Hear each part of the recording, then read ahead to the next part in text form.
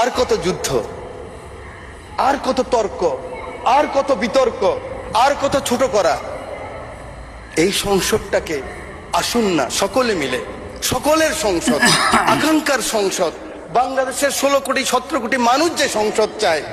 আমি এখানে যত কথাই বলি, আমি মনে করি আপনাকে গায়েল করেছি, আপনি মনে করেন আমাকে গায়েল করেছেন, কিন্তু বাংলার কৃষক, বাংলার শ্রমিক, বাংলার জেলে সে কিন্তু বোঝে আমার কথা সঠিক না আপনার কথা সঠিক। পরের জন্য যুদ্ধ করেছি অনেক, এবার তোমার আর আমার যুদ্ধ। যদি বলো এত যুদ্ধ করে কি পেয়েছি? তিউনিসিয়ায় পেয়েছি জয়, উগান্ডায় পেয়েছি জনগণের ভালোবাসা, আর প্রতিবেশী বার্মায় পেলাম ঘরে ফেরার তাগাদা। আমি যেন সেই বাতিওয়ালা যে পথ পথ রাস্তায় বাতি জ্বালিয়ে ফিরি, অথচ যার নিজের ঘরে জমে থাকে দুঃস্ব অন্ধকার। এই অন্ধকার আমরা কাটাতে চাই, এই অমনুষ্য থেকে বের হতে চাই। আমার হাতে তো এখনো রক্তের দাগ নিয়ে লেগে আছে। এই মতিঝিলে 19 দিন ছিলাম রিমান্ডের মধ্যে। মানুষ আর এই হিংসা প্রতিহিংসা আর দেখতে চায় না।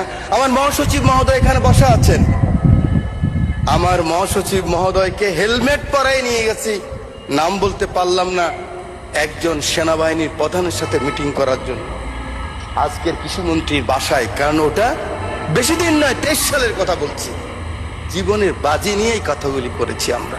আমার নেত্রী 1/11, আমার নেতাকে যখন নিয়ে গেল খবর পেলাম আমি, কারণ 7 দিন আগে শেষ দিন আমার দেখা হয়েছিল আমার নেতা তারেক রহমানের সাথে, বেগম খালেদা জিয়ার সাথে 1/11-এর পরে হাওয়া ভবনে। সেদিন ছিল ওনার শেষ দিন। খবর পেলাম ওনাকে নিয়ে গেছে, ঢুকে গিয়েছে। 196 জন এমপি ছিল এই পার্লামেন্টে, আমি ঢুকেছি। আমার নেত্রীকে দেখেছি একজন মা, তার সন্তানের জন্য কি আকুতি, কি কান্না, কি বেদনা বিধুর আমি দেখেছি। আমি সেই কথা মনে রাখতে চাই। আজকে আমরা অনেকে আছি, কিন্তু ষড়যন্ত্র বন্ধ হয়নি। জাতীয়তাবাদী নেতাদের বেঁচে থাকতে হলে অনেক যুদ্ধ করতে হয়, ঐক্যবদ্ধ থাকতে হয়। আমরা সকলে আসুন একমত হই। আগামী দিনে যে চ্যালেঞ্জ আসবে, এই জাতীয়বাদী শক্তির বিরুদ্ধে আবার যে ষড়যন্ত্র আসবে, সেদিন কারাই প্রধানমন্ত্রীর জন্য জীবনের বাজি রাখতে পারবেন, বাংলাদেশের জন্য বাজি রাখতে পারবেন।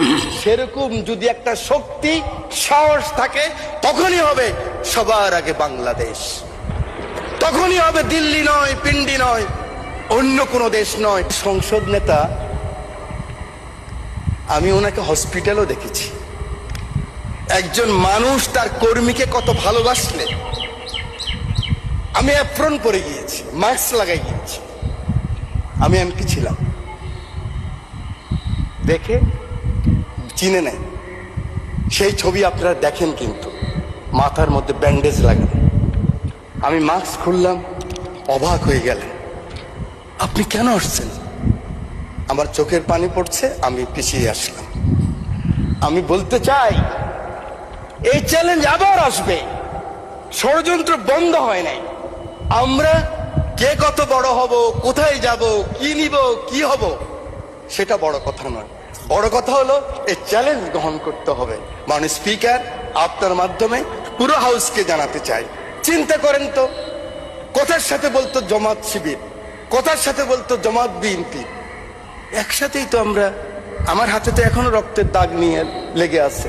এই মতিঝিলে 19 দিন ছিলাম রিমান্ডের মধ্যে। কেন আমরা ছোট করার চেষ্টা করতেছি? আমি বিশ্বাস করি আমার নেতা ছুটে গেলেন একটু আগে, আমার সেই ভাই এখন আছেন, আমার নেতা তারেক রহমান ছুটে গেলেন, ওখানে গেলেন, দেখলেন। সাথে সাথে আমি মনে করি আগামী দিনের রাজনীতির জন্য সংসদে বিরোধী দলের নেতা আপনিও ছুটে যাওয়া উচিত ছিল। আমি জানি না আমার কথা কিভাবে নেবেন, যে মাননীয় সংসদ নেতা, আমি শুনেছি, আমি উপস্থিত ছিলাম, কারণ ওনার পিছনে আমি ছিলাম। আপনি গিয়েছেন, উনি বলেছেন আপনার কিছু প্রয়োজন লাগলেও আমাকে বলবেন। এভাবেই রাজনীতিটাকে আমরা এগিয়ে নিতে হবে। বাংলাদেশের মানুষের আকাঙ্ক্ষা এই রাজনীতি। মানুষ আর এই হিংসা প্রতিহিংসা আর দেখতে চায় না। বক্তব্য আমি শেষ করছি। যাওয়ার আগে দ্বিতীয় বিশ্বযুদ্ধের একজন সৈনিক, আমরা জানেন আমরা কিন্তু উইলস্টন যে চার্চিলের পক্ষে, মিত্রশক্তির পক্ষে যুদ্ধ করেছিলাম, এবং আমরা কিন্তু বাঙালিরা সবসময় এরকম ছিলাম। আমরা মুঘলের বিরুদ্ধে ইসা খাঁ যুদ্ধ করেছে, ফরাজি আন্দোলন, ফকিরি আন্দোলন, এগুলি তো আমরাই করেছি। ইলামিত্রের আন্দোলন আমরাই করেছি। তিতুমিরের বাঁশের কিল্লা আমরাই করেছি। এই সৈন্য গিয়েছিল, যুদ্ধ করেছে বিভিন্ন জায়গায় মাননীয় স্পিকার। পরে আসছে বার্মায়। বার্মায় আসার পরে নিজের দেশের কথা মনে পড়েছে। দেশের কথা মনে করার পরে মনে করলো এই বর্গী ওলন্দাজ ব্রিটিশরাই তো অত্যাচার করেছে, আবার তো সেই অবস্থাই হবে। তার স্ত্রীর কথাও মনে পড়েছে। তখন ঢাকায় কিন্তু লণ্ঠনের বাতি জ্বালতো।